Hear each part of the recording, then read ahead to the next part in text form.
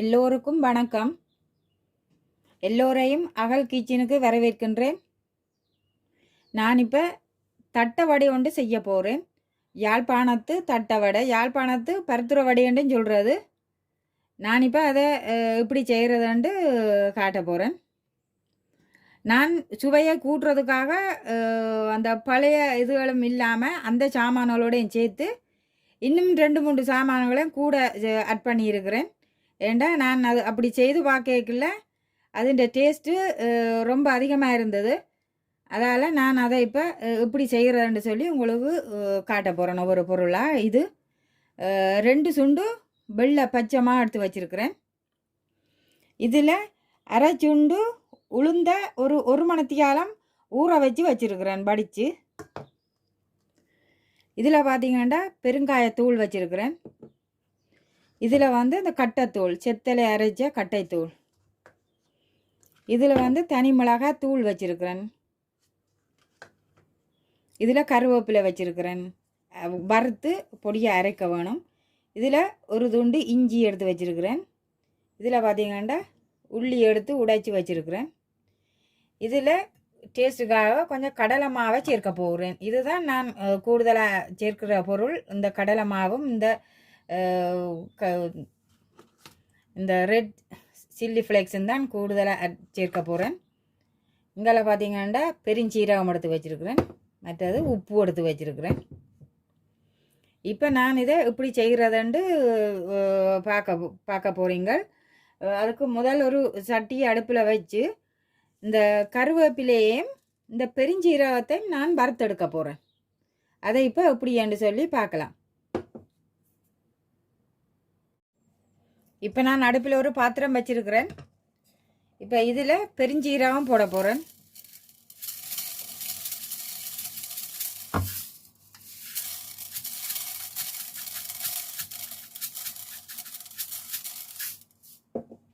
அதோட கருவேப்பிலையையும் போட்டு வறுக்க போகிறேன்.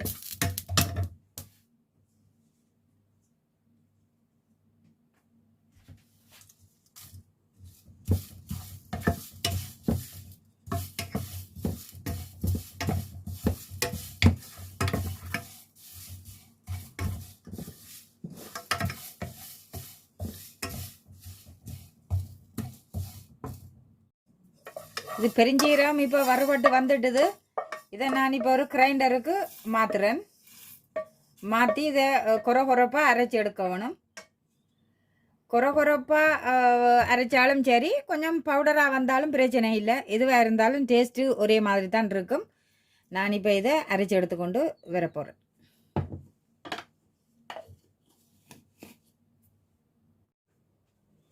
இப்போ நான் இதை அரைச்சி எடுத்துகிட்டு வந்துட்டேன். எப்படி இருக்குது இதை நான் இப்போ இந்த பவுலுக்கு இருக்கிற மாவோட சேர்க்கிறேன். அதோட கடலை மாவையும் சேர்க்கிறேன்.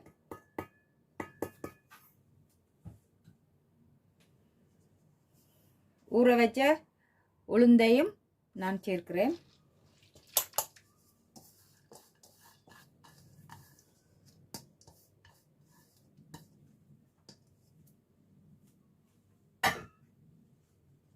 அதோட இந்த ரெட் சில்லி பவுடரையும் நான் சேர்க்கிறேன். அதோட சில்லி ஃப்ளேக்ஸ்,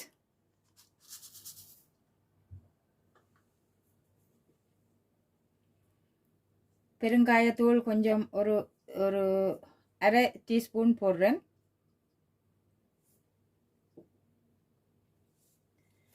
இதுக்கு அளவான உப்பு சேர்க்கிறேன்.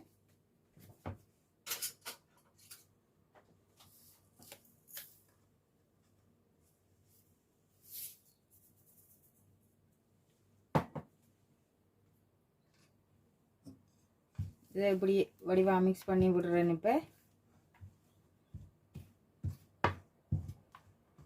இப்போ நான் இதோட இந்த வெட்டி வச்சுக்கிற பூண்டையும் இந்த இஞ்சியையும் அரைச்சி எடுக்க போகிறேன் கிரைண்டரில்.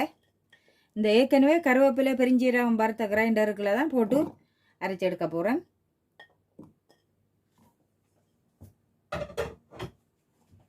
இது போட்டிருக்கிறேன். இப்போ அரைச்சி எடுத்துட்டு வரேன். நான் இப்போ அரைச்சி எடுத்துட்டேன். உள்ளியும் இஞ்சியையும் அரைச்சி எடுத்துட்டேன். அதையும் இதோட சேர்க்கிறேன்.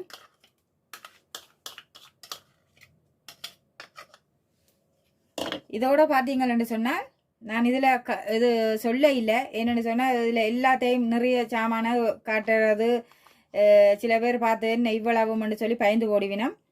இது வந்து ஆப்ஷன் தான். நீங்கள் விரும்பினா இந்த பட்டர் கொஞ்சம் சேர்க்கலாம். இந்த பட்டர் கொஞ்சம் போட்டால் இதுன்ற மொறுமொறுப்பு தன்மையும் டேஸ்ட்டும் கொஞ்சம் கூட இருக்கும். நான் இப்போ இதில் ஒரு டீஸ்பூன் பட்டர் ஆட் பண்ணியிருக்கிறேன். இப்போ நாங்கள்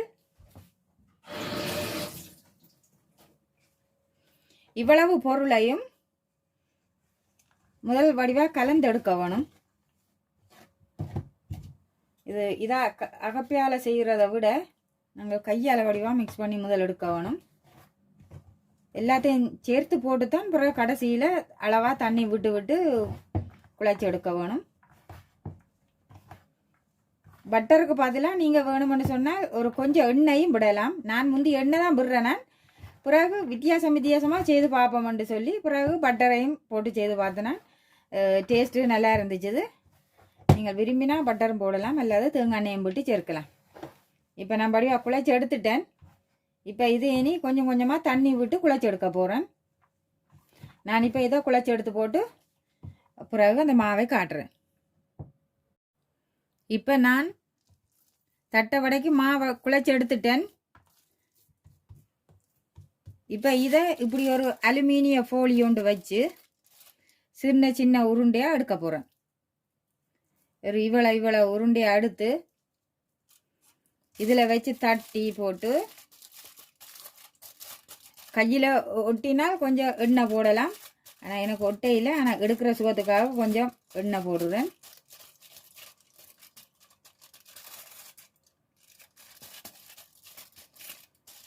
இப்படி தட்டி போட்டு ரவுண்டாக தட்டி எடுத்துட்டு இதில் பார்த்தீங்கன்னு சொன்னால் ஒரு கேக்கு ரேயில் அலுமினிய ஃபோலியை வச்சு எடுத்துருக்குறேன். இதில் தான் நான் எல்லாம் தட்டி அடுக்கி வைக்க போகிறேன். அடுக்கி வச்சு போட்டு தான் நாங்கள் எண்ணெயை சூடாக்கி எண்ணெயில் போட்டு எடுக்கணும். நான் இப்போ இப்படி எல்லாம் கொஞ்சம் கொஞ்சமாக தட்டி எடுக்க போகிறேன். எடுத்து போட்டு பிறகு பொரிச்சு எடுக்கல நான் திரும்ப இப்படி என்று பார்க்கலாம். இங்கால எண்ணெய் கொதிச்சிட்டுது. நான் இப்போ இப்படி தட்டி வச்சிருக்கிறேன். ஒண்டொண்டா போட போகிறேன். அதில்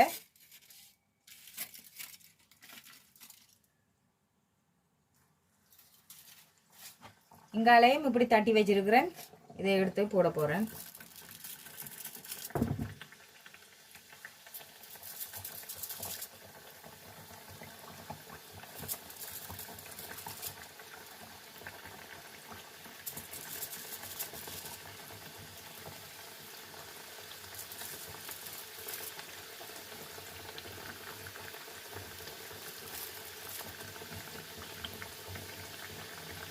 நிறைய போட இயலாது.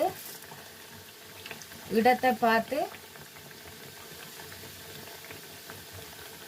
போட்டு எடுக்கலாம். எனக்கு இப்போ இவ்வளவு தான் போடையிலும் இன்னும் மண்டு போட இடம் இருக்கு.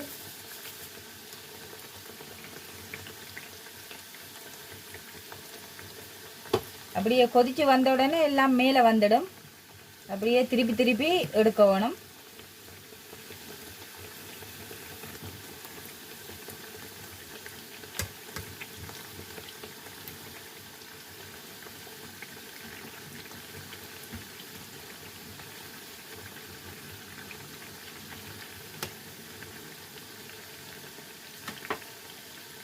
இது இந்த ஃபோலியில் தட்டி எடுக்கிறதும் அதுவும் ஒரு மெதடு தான். அதே நேரம் உள்ளங்கையில் தான் எங்களோட அம்மாக்கள் எல்லாம் உள்ளங்கையில் தான் தட்டி எடுப்பினோம். இப்படி உள்ளங்கையில் எண்ணெயை இப்படி தடவி போட்டு இப்படி ஒரு சிறு உருண்டையை எடுத்து கையில் இப்படி ரவுண்ட் ஆக்கி போட்டு இப்படி வச்சு உள்ளங்கையிலே தட்டுறது.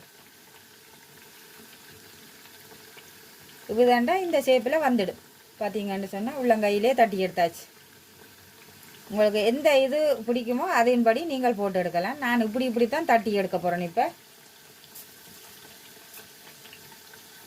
இதே மாதிரி நான் இப்போ எல்லாத்தையும் சுட்டு எடுத்து போட்டு உங்களுக்கு காட்டுறேன் அது எப்படி வந்திருக்குதுன்னு சொல்லி. இப்போ பார்த்தீங்களாண்டா பொரிஞ்சு வந்துடுது.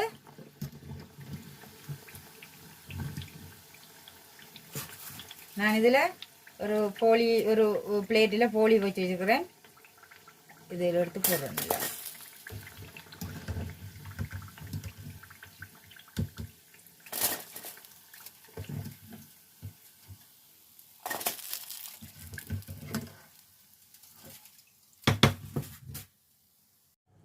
இப்போ தட்டை வடை ரெடி ஆகிட்டுது, எல்லாம் ஃபினிஷ் ஆகிட்டுது. இப்போ பார்த்தீங்களேன்னு சொன்னால் பாருங்க தட்டை வடை எப்படி பிரிஞ்சு வருகுதுன்னு சொல்லி. நல்ல மொறுமொறுப்பான ரொம்ப டேஸ்டியான தட்டை வடை. நீங்களும் இதே மாதிரி வருகிற தீபாவளிக்கு செய்து சுவையாக சாப்பிடலாம். இந்த ரெசிபி நான் செய்த விதம் உங்களுக்கு பிடிச்சிருந்தால் என்னுடைய அகல் கிச்சன் என்ற சேனலை சப்ஸ்கிரைப் பண்ணவும் லைக் பண்ணவும் பிடிச்சிருந்தால் நன்றி, வணக்கம். நான் உங்களை இன்னொரு வீடியோவில் மீண்டும் சந்திக்கிறேன்.